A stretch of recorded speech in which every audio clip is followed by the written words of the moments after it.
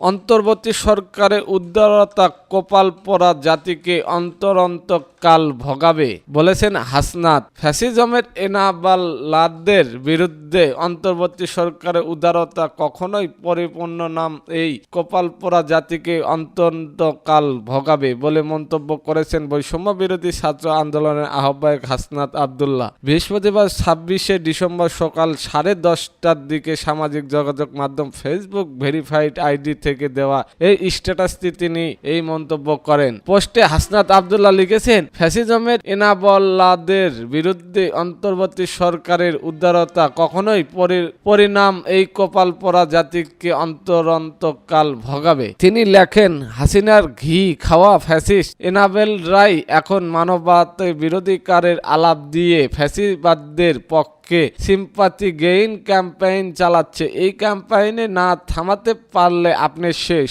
আজকে আমলা, আগামীকাল অন্য কেউ বলে এই ছাত্র জনতা।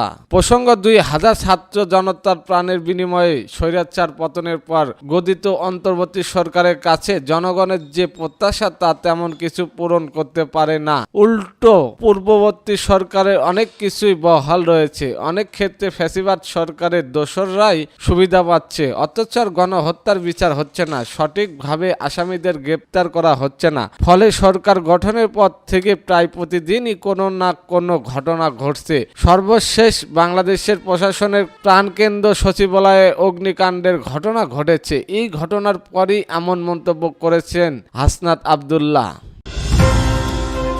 এদিকে জানবেন, আওয়ামী লীগ দেশের মানুষের রিজিক তুলে নিয়েছে বলেছেন জামায়াতের আমির। বাংলাদেশ জামায়াত ইসলামের আমির ডক্টর শফিকুর রহমান বলেছেন, আবহাওয়াকালীন থেকে আমাদের এই দেশটি সাম্প্রদায়িক সম্প্রীতির দেশ। বিভিন্ন ধর্মের মানুষ মিলেমিশে বসবাস করি। এমন একটি দেশ দুনিয়ার কমই আছে। এমন একটি দেশকে বিগত দিনে যারা শাসন করেছেন এই একটা 15.5 বছর তা মনের মতো করে সাজানো পারেননি। তিনি বলেন, তারা দেশকে না সাজিয়ে নিজেদের সাজিয়েছেন। দেশের মানুষের হাতে কাজ তুলে দেওয়ার পরিবর্তে দেশের মানুষের রিজিক তা তুলে নিয়েছে। লাখো বেকারের মিছিল জনগণের ছিল প্রতিষ্ঠিত।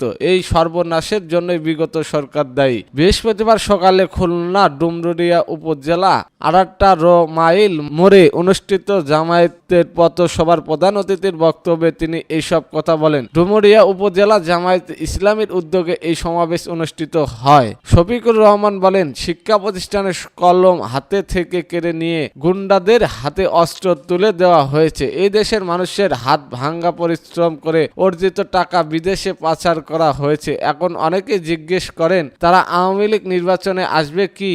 আমি বলি, যারা গণহত্যা করেছে, গদিতে থাকার জন্য দেশের মানুষের কেনা অস্ত্র দিয়ে দেশের মানুষকে বুকে গুলি ছুঁড়েছে, তারা কি এই দেশের রাজনীতি করার অধিকার রাখে? স্বৈরাচার পালিয়ে গেলেও শান্তি দিতে চাচ্ছে না। এই সমাজকে, দেশকে অস্থিতিশীল করার জন্য ষড়যন্ত্র চালিয়ে যাচ্ছে।